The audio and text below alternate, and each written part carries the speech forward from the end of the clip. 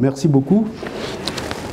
D'abord, c'est la première fois que je reçois les journalistes de TOS Gabon qui viennent m'interroger sur des questions d'actualité. Une des questions d'actualité, c'est au Mali. Qu'est-ce qui se passe au Mali? Nous le savons tous. Le Mali a eu à sa tête, suite à la révolution populaire, je fais grâce des détails, à la tête de son pays, une équipe patriotique, vraiment patriotique, dirigée par le colonel Hachimi Goïta, qui est secondé par Cheoguen Maïga. Ce sont des patriotes. J'insiste là-dessus parce que l'Afrique est dans beaucoup de pays dirigée par des esclaves de l'Occident. C'est pourquoi le MSP s'est réjoui que cette équipe-là dirige le Mali. Et sur une question importante, la question de la sécurité. Vous savez que dans le Sahel, dans les pays du Sahel, il n'y a pas de sécurité. Vous savez la cause, c'est l'Occident. Quand les pays occidentaux ont envahi la Libye, ont tué Kadhafi, qui est un panafricaniste, qui voulait l'indépendance et la liberté de l'Afrique, après l'avoir assassiné, les forces qui étaient là-bas se sont répandues dans le Sahel et ont mis ces pays-là du Sahel dans l'instabilité, dans l'insécurité. En ce qui concerne le Mali, les Maliens étaient contents de voir l'armée française aller dans leur pays, œuvrer pour leur sécurité et la paix. Mais quelle ne fut pas leur déception qu'après une dizaine d'années, il n'y a pas eu de sécurité et de paix. Mais quelle ne fut pas leur déception quand ils se rendent compte que rien n'avance.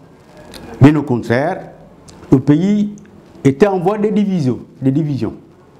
Et l'armée qui est venue sécuriser le Mali contre les terroristes s'était transformée et la guerre qui était menée est devenue une guerre de rapine où les richesses du Mali étaient pillées. Et nous avons pensé que l'équipe dirigée par Goïta et Maïga est une bonne équipe patriote. Nous avons salué cela. Nous avons appelé les Africains à soutenir le processus politique au Mali. Et ce processus met en avant la sécurité et la paix. Mais ceux qui sont contre ça mettent en avant d'autres objectifs. La défense de l'ordre constitutionnel. Il faut des élections pendant que les gens sont tués. C'est une stratégie qui est contre le développement et la sécurité du Mali. La CEDEAO est tombée dans ces pièges. Selon nous, la CEDEAO a fait le jeu d'une puissance impérialiste, la France. Mais actuellement, et nous avons annoncé à cette occasion que les Africains doivent tout faire pour libérer leur pays de la domination néocoloniale. Et nous avons annoncé que les puissances impérialistes préparent une troisième guerre mondiale dont la fin, c'est le repartage de nos pays. C'est le repartage de nos pays. Il faut que les gens le comprennent. Les puissances occidentales qui ont leurs pieds sur nos coups veulent rester les seules puissances au monde et éviter que d'autres puissances se mêlent à cette stratégie de repartage de nos pays. Ces puissances visent la Russie à affaiblir ou à détruire. Elles visent la Chine et d'autres puissances émergentes pour qu'elles soient les seules à nous dominer. C'est ça le fond. C'est le fond de la situation actuelle. Parce que voyez-vous, il a annoncé que ces puissances préparent une troisième guerre mondiale. 1 mois et demi environ, il y a eu l'événement où la Russie fait la guerre à l'Ukraine de manière apparente. Vu comme ça, on est tenté de soutenir l'Ukraine à l'idée que la Russie envahit un pays étranger. Si on ne voit pas au fond des choses, ce peuple vit une situation difficile. Les gens vont ailleurs, il y a des bombardements. Ça, c'est l'apparence. Mais le fond c'est que c'est l'Occident qui est à la source de cet événement-là. Après la Deuxième Guerre mondiale, le monde a été divisé en 2 camps. Le camp occidental, qui avait une structure militaire, l'OTAN, et une structure économique, CE. Et l'Union soviétique avait 2 structures. Le Comecon, au plan économique, et le pacte de Varsovie. Alors, suite à la destruction de l'Union soviétique, si les gens étaient logiques, le pacte de Varsovie ayant disparu, le Comecon également, l'OTAN ne devait plus exister.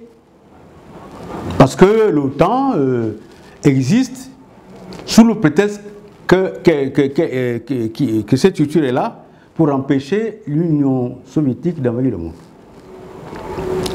Comment se fait-il que le Comecon n'existe plus, le pacte de Varsovie non plus, et l'OTAN existe? Donc en réalité, l'OTAN n'est pas seulement pour barrer la route à l'Union soviétique, c'est pour dominer le monde. Voilà le fond de l'affaire, pour ne pas rester en surface. Donc, l'impérialisme occidental, dirigé par les États-Unis